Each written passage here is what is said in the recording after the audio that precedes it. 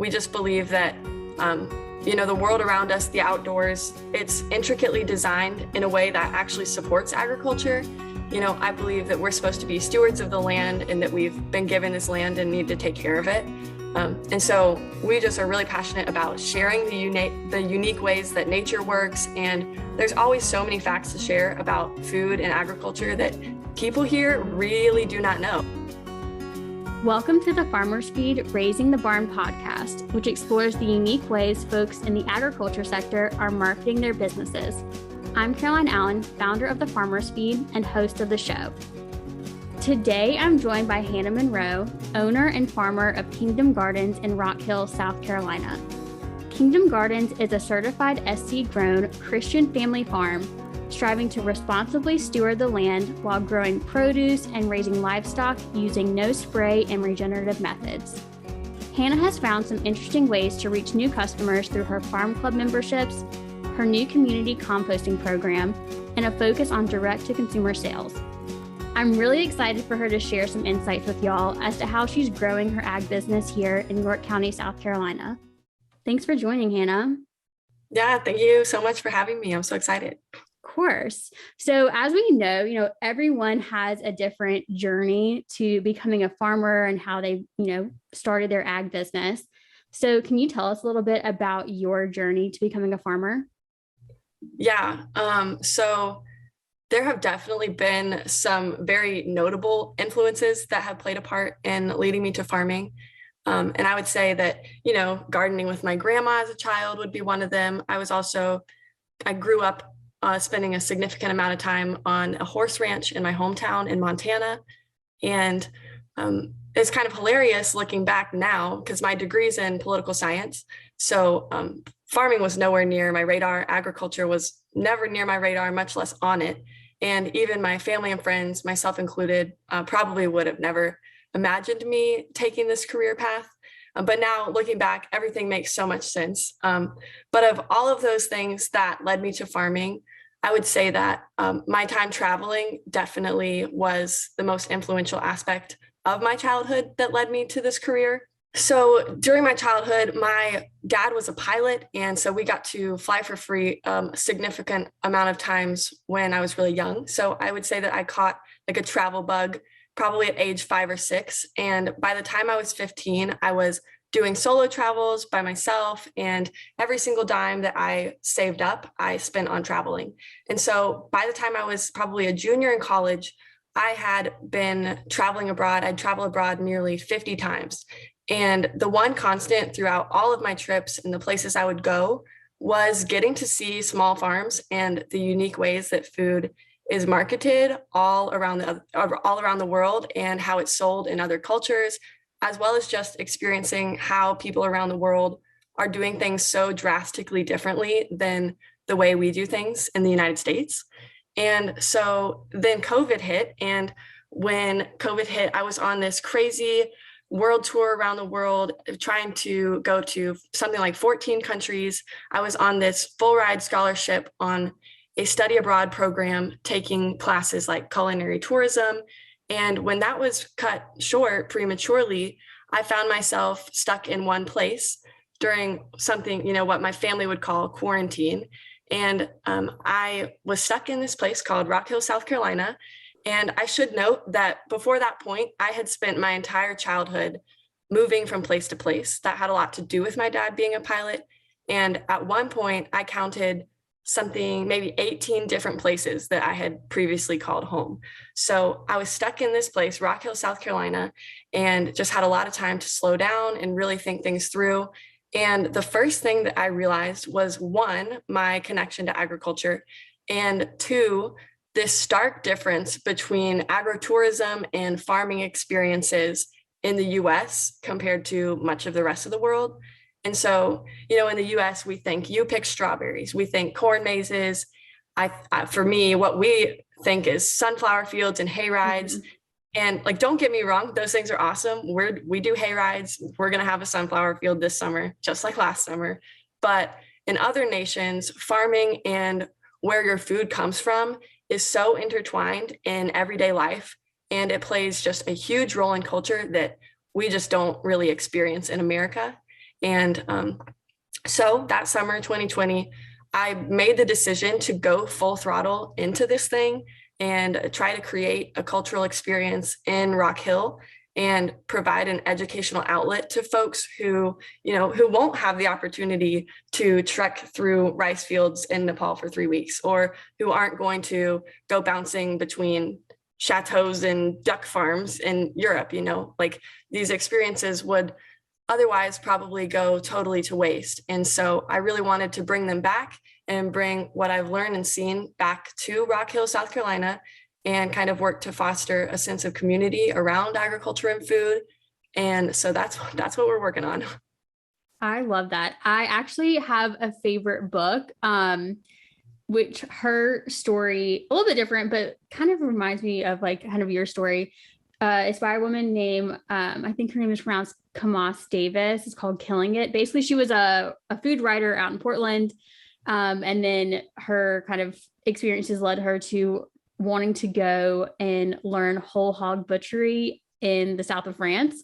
So she went and learned kind of like the way of life farming, how there is such a stark cultural difference. And when she came back to the US, her kind of life mission became helping people get a lot closer to their food, understanding what goes into like kind of like raising and butchering and using all different aspects of meat that we really don't use here, and just having a greater appreciation of where our food comes from. But it's so interesting that your travels yourself and your just experiences of how other countries are approaching their food systems and how they get their food, how it is a thing that we hear about a lot of when people go to Europe or other places throughout the world, that the food there just tastes so different, and because a lot of it is fresher, or they're using more parts of the animal that we just don't really use here in a lot of places in the US, and how you're kind of taking those experiences and what you loved about your travels and trying to bring that to the work that you're doing. Yeah. So as you are, it's 2020 and you're starting to figure out how you're going to grow this business, how you're going to kind of dive into the world of agriculture. On an earlier podcast with the Farm 1780, we talked about the importance of finding your why for your business and defining your core values. So as you were starting up Kingdom Gardens, what are some of those values that were driving your mission for your Kingdom Gardens? Yeah, that's definitely still in the works. I think we're still really trying to figure that out. But Kingdom Gardens, we are a Christian business, so there's definitely like a missional aspect of what we want to do. We do donate 10% of our produce, and we've only been here full time for a year, so we're still really searching for what we feel called to and how we feel called to get back to our community, and kind of finding our place here and what those values are. But the one that's definitely consistent is that we do want that educational aspect to be just a huge value, and it's definitely what propels this farm forward now. We just believe that the world around us, the outdoors, it's intricately designed in a way that actually supports agriculture. I believe that we're supposed to be stewards of the land, and that we've been given this land and need to take care of it. And so we just are really passionate about sharing the unique ways that nature works. And there's always so many facts to share about food and agriculture that people here really do not know. Like, a lot of people don't know things about your food that a farmer thinks are just second nature. And so an example for us would be something we do called companion planting, which is a method that we use. It allows us to never have to spray our produce, which, for example, it would be like we'll plant basil and lettuce and borage and several other plants with our tomatoes that either deter harmful insects or attract beneficial ones. And so just sharing like these unique things that, just creation has given us, and this world is so beautiful and there's so much to learn from it. And it would just be such a shame for none of these things to be shared and passed down from generation to generation. And so I'm not sure if that's a value, but that's definitely something that's really consistent for us, and just fostering that love of agriculture and helping people expand their comfort zones and really think critically about their food. Yeah, that to me, that definitely is a value. And that is just something that you're trying to build like your core business around, right? Education. And I think whether you are a small ag business or even a larger, large corporations, for their marketing team, education is a core kind of pillar of that, right? Because you have to be able to explain to your consumer why your business, whatever business you're in, why it's different, why people should come to you versus the other X number of tech companies that kind of solve for similar problems that you're having, or whether you are a farm and, across the US, there are, which sadly there is a decline in how many, farms that are in the US year over year. But that said, there's still a plethora of farms, especially here, across the South. So like, how do you differentiate your products when there are a number of other farmers who are selling similar things? So I think education has to be a core pillar of almost every ag business. That, and we talk a lot about misinformation. There's a number, which we're going to talk about in another podcast too coming up, but there's just a number of different types of farming methods, styles, really every kind of buzzword you can think of these days that consumers are hearing. And there's a lot of people out there kind of making noise, but the farmers really have to be the source, because you guys know exactly what you're doing. You guys know what kind of care and attention you're putting into your farm. So you have to be able to kind of filter through the noise and cut through the noise and become that knowledgeable expert or resource for your consumers, or even, potential consumers as you're trying to reach folks in your community. Yeah. So can you share a little bit? I know part of the education that you're working towards is something you have called your farm club membership. Can you share a little bit about, what does that business model look like, and how has that helped bring new customers out to Kingdom Gardens? Yeah, so our farm club, it's going really well. It's something that we're just trying out, or that we thought we were just going to try out for our most loyal customers. And we actually only offered 10 spots at the beginning, but the response was so overwhelming that we still have a really hefty wait list going.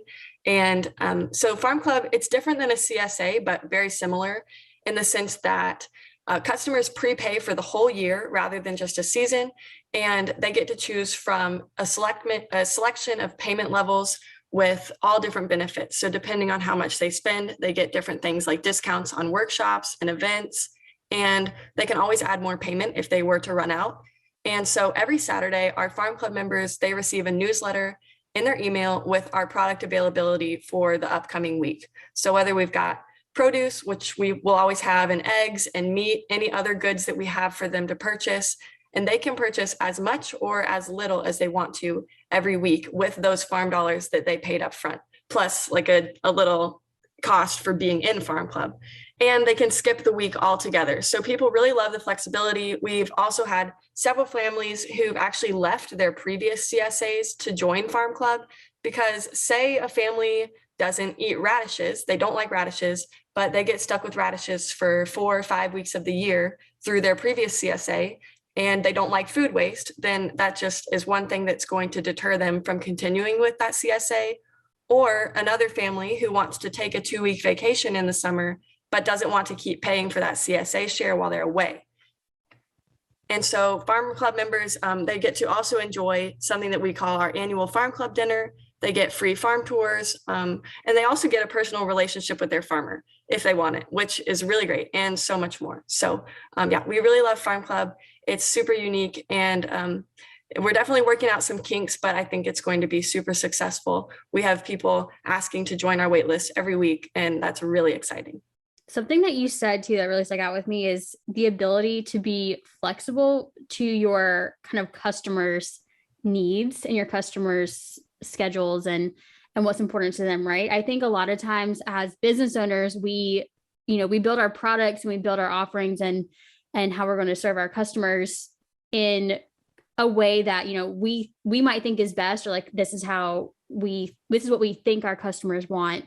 But by really, taking your advice and listening to your customers and understanding, right? Like, they may have some questions or just some pain points with the CSA. I've been in CSAs before, and I love them. I think they're a great way to support a local farm. But for me, I was kind of single living in New York, and there was no way I could eat through 5 heads of lettuce in 1 week. So for me, it was like, am I being too wasteful? Like if I had a little bit more flexibility into like what I was getting every week, or like portion control or something like that would be more a better solution for me. So then I actually was able to find a similar kind of service that allowed me to be a little bit more flexible with the amount of produce I was getting every week and still be able to support local farms. So that's just like one example, right? Like I think a lot of farmers can take kind of a lesson from that, right? And say, what is a pain point that my customers have? And even do some market research with them, and then figure out how to take your offering, which people very much want and need, but how to make it a little more flexible for them, right? People a who little have more smaller, practical. exactly. People who have smaller families, like, is there a way you can create a box that's like feeds like maybe 1 to 2 people as opposed to feeding a family of 4, which a lot of I feel like CSAs cater to. That's really interesting. And like I said, I think a lesson that any business, but especially ag businesses, as they're working to kind of meet the needs of the local market. So you also recently started, speaking of market research, you started a community composting program. I do remember you doing some market research for that on Instagram stories, which is awesome. When you were kind of gauging interest for your customers, where did that idea come from? So our composting program was totally unexpected. I think we came up with the idea in a couple days. It was not at all intended to be a marketing technique. So that's been an interesting surprise. So really, just as farmers, we have so much waste every year, whether it's animal manure or we have to rip out plants every single season. And so those things, even coffee grounds and extra eggshells that our animals can't eat, all of those things would otherwise go to waste. And so we decided to compost them on our own farm. But then we've had a lot of customers kind of, our ideal customer as a no-till, no-spray farm, they definitely are really looking to do things like reducing food waste and really nurturing their local environment. And so we also had a lot of folks just reaching out, asking if they could drop off their food scraps too. And so many people, as people are becoming aware of the issue of food waste, and a lot of these people, they only have so much space in their own backyards to compost. Or these people want to compost, but they don't garden, or they're not using as much compost as they're producing. And so we saw a need, and we just basically kept building extra bins and went from there. We are hoping to build double the amount of bins we have now. And just this morning, we were talking about partnerships with restaurants in town and some more coffee shops. And so just a lot of ways to get our local community thinking through these issues. Otherwise everything would just be going to the landfill and not decomposing properly. Whereas at our farm, it's a need that we have. Compost, we spend more money on compost every year than anything else, really. It's the kind of our weak link where we're the least sustainable. And so we need it, and we need it to create really great food for everyone. And so, but they also really like to give back as well. So it's kind of this symbiotic relationship that is really great. So that's what you said too there about how composting was not necessarily meant to be kind of a marketing tool or something that you were doing in order to help market your business. You were just really trying to meet a need for yourself as a farm, but also meet the need of your customers. It does hit, as a marketing resource, it does hit a number of other factors, right? You said solving for a problem that your customers have, which is, reducing food waste, a lack of access to those kind of composting facilities here, bringing brand awareness, bringing folks directly to your farm. They have to come out to your farm to drop off the compost. So you're actually getting them onto your property. They're kind of like seeing from a distance, but seeing kind of what your operation looks like. You have your farm stand that I know is right there kind of near the compost bins. And then also is helping you replenish soil for your gardens. Have you noticed any other areas that have been kind of affected by you implementing this composting program? Yes, absolutely. So the program is super casual. People basically just drop off stuff whenever they want during daylight, any day of the year. And so, yes, it does get people to the farm. And for most families, it gets people to the farm at least once a week. So that would be really the biggest thing. In the spring and summer, our farm stand will be open several days of the week, if not every day, minus Sundays. And so I would be very surprised if these families are not shopping for produce while they're here. And otherwise, they probably wouldn't be here. And so I also imagine that the composting will play a role in further setting us apart from other farms and just reminding customers that we're passionate about providing a space for them to impact their local environment. And it's just a natural reminder that we do things a little differently. And we also had an offer for the first 30 participating families to get these super cute Kingdom Gardens composting bins with our hand painted logo on them. And if you compost, you probably know that bins usually hang out around eye level in your kitchen area. And I really wouldn't be surprised if people are seeing this logo and our farm name while they're cooking and thinking about food. And that's just like the perfect opportunity for free advertising in their kitchen every day while they're handling produce.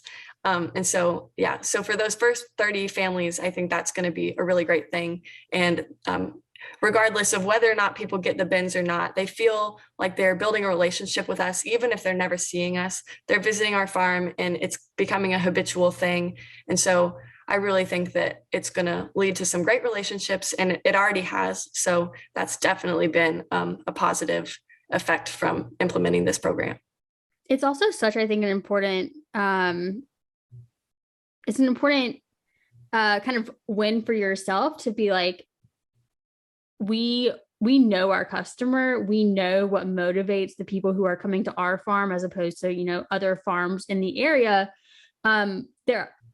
There are just so many different types of consumers, and every consumer, whether they're buying a new television or picking a product off the shelf at the grocery store or choosing to go to the farmer's market or to the local farm, like we all have our own personal drivers and motivators that help us make those decisions when it comes to where we spend our money and how we spend it. And being able to really tap into what is motivating your customer to choose your farm as opposed to, someone else.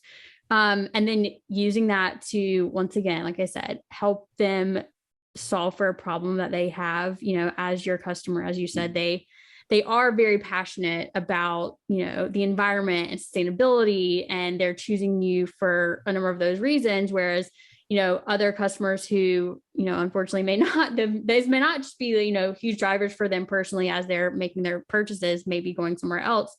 But that said, knowing who your customers are, knowing what motivates them, knowing what makes them different from, any other general consumer, can also help you guide how you are kind of diversifying or starting those new programs or wanting to test out new things. And I think something that you guys have done very well is being able to just experiment and test and get things going pretty quickly, because a lot of marketing, and you'll know this from experimenting, is really just trying something new, experimenting and figuring out what works, because not everything will work.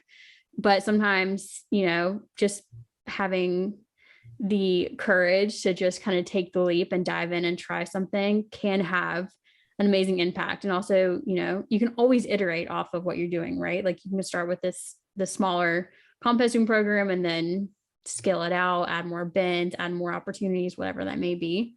But I think that's really awesome.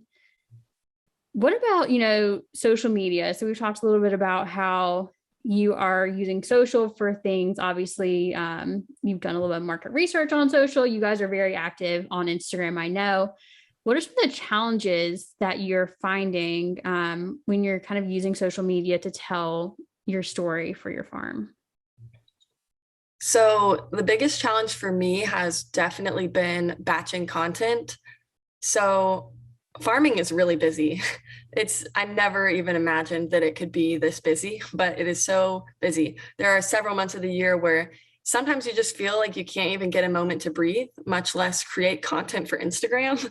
So I've just had to really learn to be intentional about making posts and kind of stockpiling them for the times when I might not be feeling as inspired or creative, or just frankly do not have time to be filming a silly reel or coming up with something to market myself with.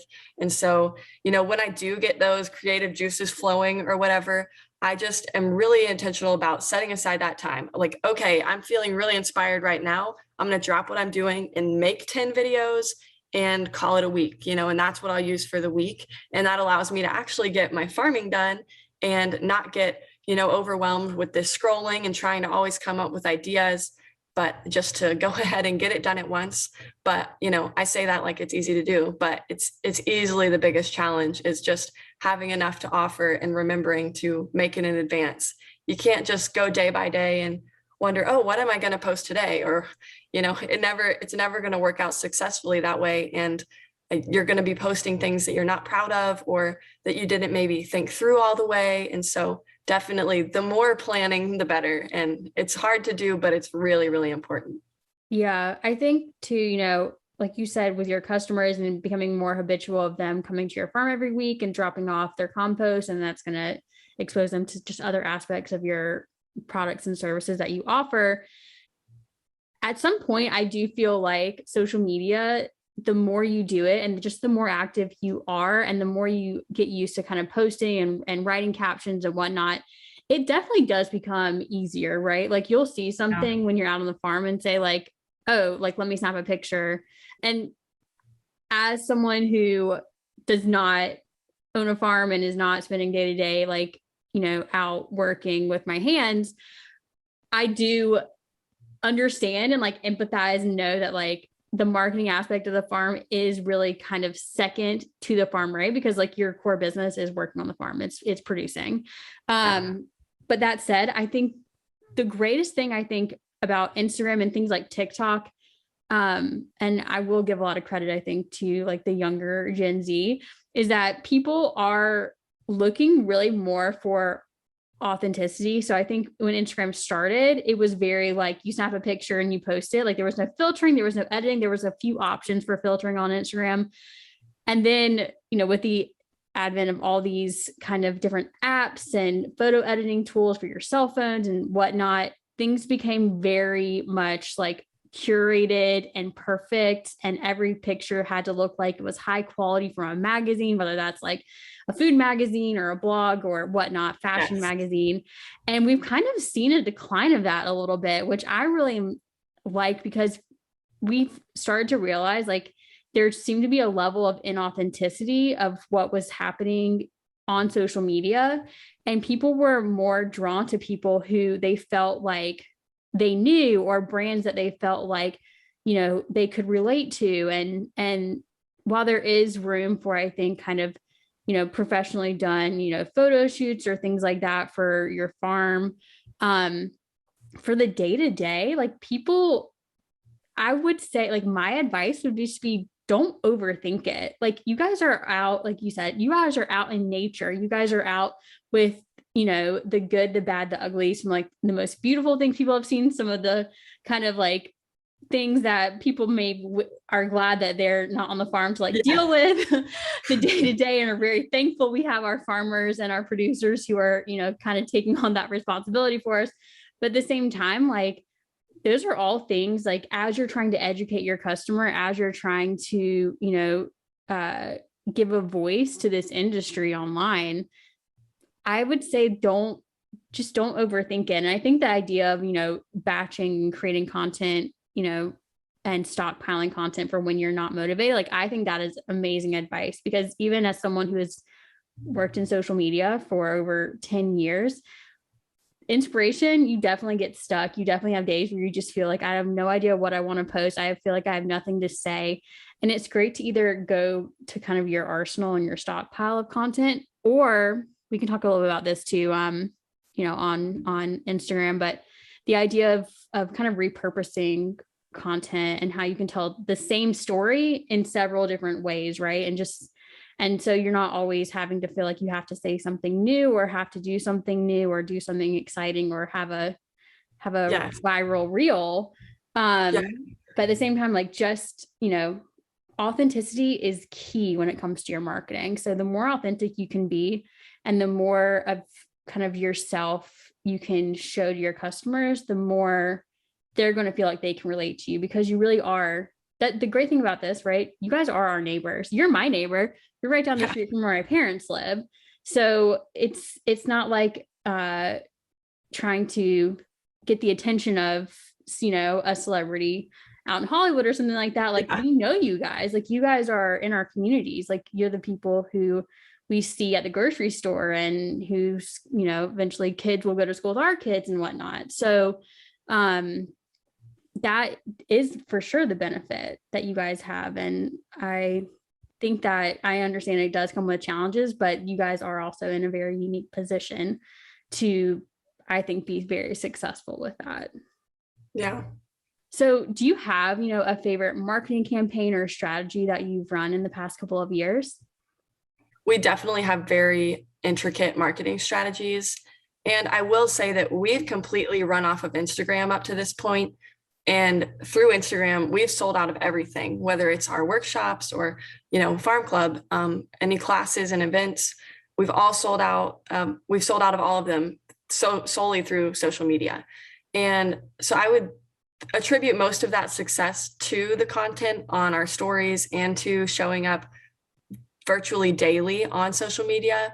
But more importantly, the adding value thing is really, really important. So a lot of farms can really get in this habit of talking about themselves a lot and talking about their farm all the time. And, as much as we want to see your cute kids and we want to see your favorite dairy cow, it's really important to teach customers something that they don't already know.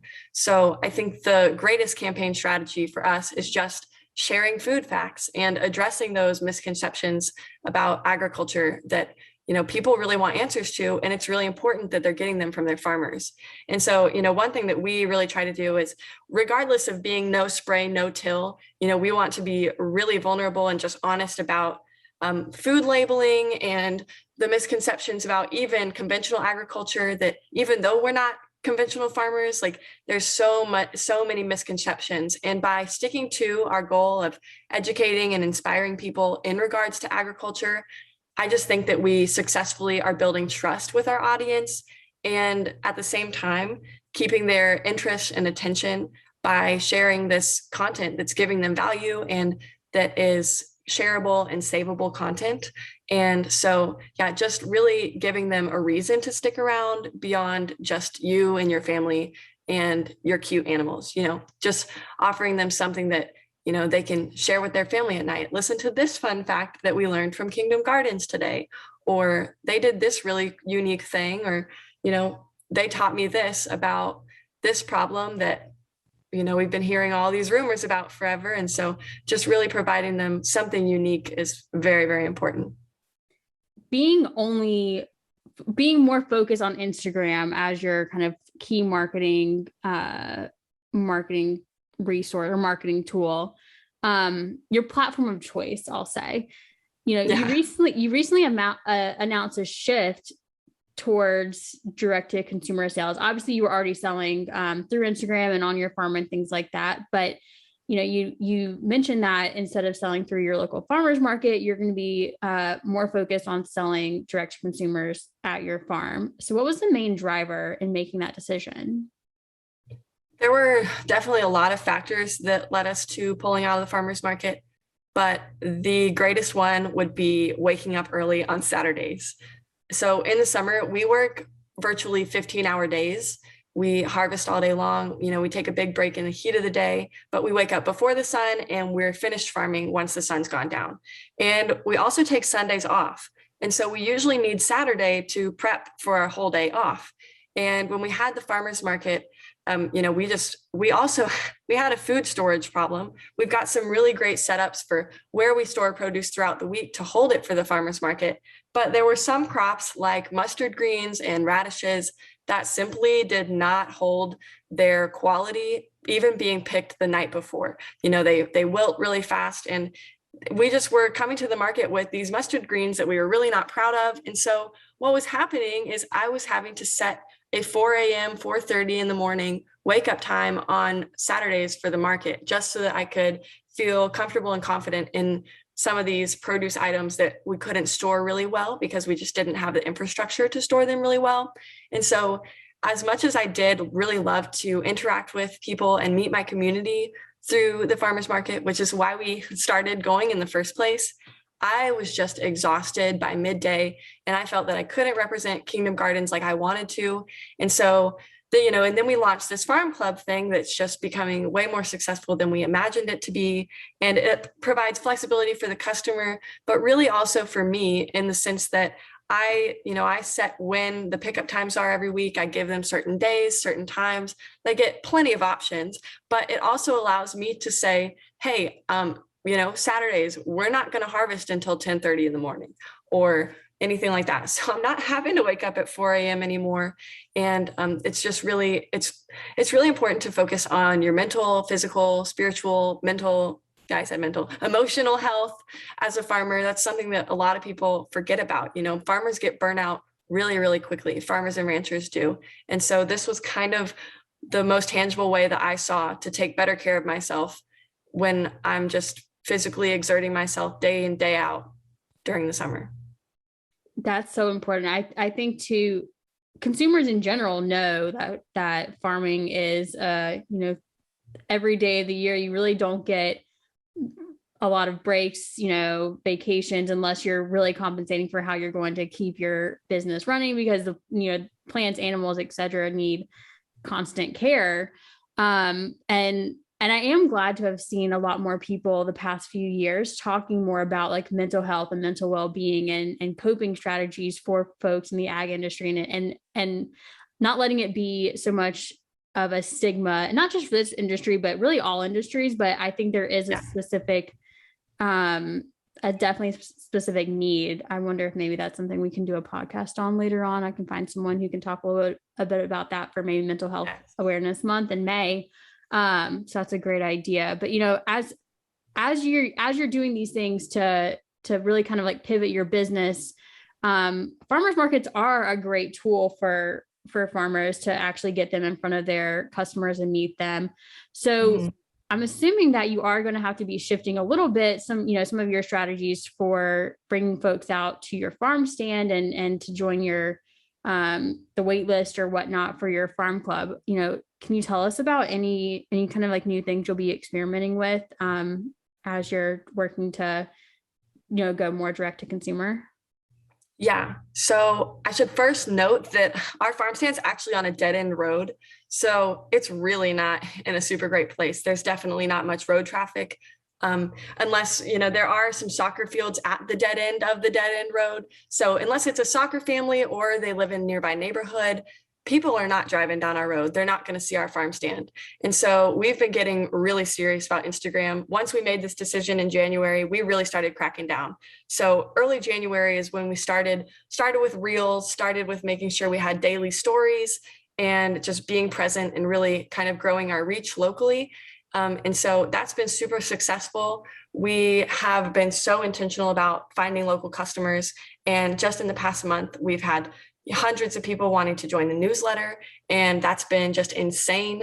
And I would definitely attribute that to daily reels, daily posting on our stories. And so we're having to do a lot of legwork right now, but I really believe that what we're doing is going to just get the word out there that we are here on this dead end road. And by joining the newsletter, all of these families are getting our farm stand schedules sent to their email pretty much bi-monthly, if that. And so that will remind them that we're here and help them get out. Also, we might not have many other online strategies, but we've been doing just a lot of things like landscaping and also timing our crops accordingly so that when that soccer league does start up, we've got our farm stand open and ready to go Tuesdays and Thursdays when all the soccer moms are picking up their kids and dropping off kids. And also we'll be hosting festivals and continuing our normal farm tours and gardening consultations and hosting even more workshops and classes. We also will be on a local radio show sometime this spring just to share how we're doing things differently. But definitely the biggest strategy would be to post the Instagram footage. Every time, we have something unique to share, we immediately jump to Instagram and share it and make sure that we are engaging with our audience and that we are just encouraging them to engage back with us. It's really important that, they are interested, and to keep them interested and wanting to come out to the farm stand and showing them what we're growing and how we're growing it. So as these spring crops are coming up, we're just hoping to, show them the process of, this is your lettuce sprouting, and we're getting really stoked about tomatoes. We hope you are too. So definitely it's going to be a lot of Instagram for this period. And we kind of have a safety net, because we know this year might not be the most successful farm stand year, but we've got a canner and a dehydrator ready to go to offer those products to our farm club throughout the winter. But we really believe that year after year, the awareness of our farm stand will definitely grow throughout Rock Hill. And so we're working on it, and we're being really positive about it. I think it's going to be great, and hopefully we'll be able to add some more farm club families along the way too. Yeah, I think you said something important there too. While you are focusing on Instagram as your main kind of marketing platform, y'all are also converting your audience on Instagram and kind of moving them to your newsletter, right? So you guys are promoting your newsletter. You guys are being able to speak to them directly through that, email platform, because that gives you also a chance to speak to them in more long form ways that Instagram may not allow you to do so. So for anyone out there, I hope this does give you the kind of maybe nudge that you're needing to really get active on social, because you can see that Hannah and Kingdom Gardens, they're doing this very successfully without things like a website, right? Like, you don't need to have every single aspect of online, be on every single platform, be on every single social media platform, have a very intricate website that you paid someone to design for you or whatnot. Like, they're meeting their customers where they are. Their customers they know are on Instagram, and they are using that tool in a way that works for them. And marketing doesn't have to be one size fits all, just like farming is not one size fits all. Like, you guys can really tailor your marketing strategies to what works best for you. And, I think Hannah is an awesome example of how you can, make your strategy very unique to your business case. Yeah. So if y'all are interested in learning more about Kingdom Gardens, you can visit Kingdom Gardens SC on Instagram. And I'm also going to link the sign up for their newsletter. But Hannah, this has been awesome. I think there's going to be so many takeaways for farmers who are starting to explore everything from, those direct to consumer sales, how they can start becoming a little bit more active on social media, even though it may seem like something that they have to invest a lot of time and effort into. I think you're showing folks that it's not something that needs to be something that is such like a stressor on you as a farmer. It can be casual. It really can. If y'all are not familiar with the Farmer's Feed, I help ag folks cultivate their marketing skills to tell their stories through educational resources, one-on-one consulting, and group trainings for farming and ag associations. So you can learn more. I do have a website, thefarmersfeed.com, or at the Farmer's Feed on Instagram. Hannah, thank you so much for joining. I've really enjoyed this conversation, and I will hopefully see you soon. I need to come drop off some compost shortly, so I'll be popping over to Kingdom Gardens. Yeah, thank you so much for having me. Thank you, and I will talk to y'all soon.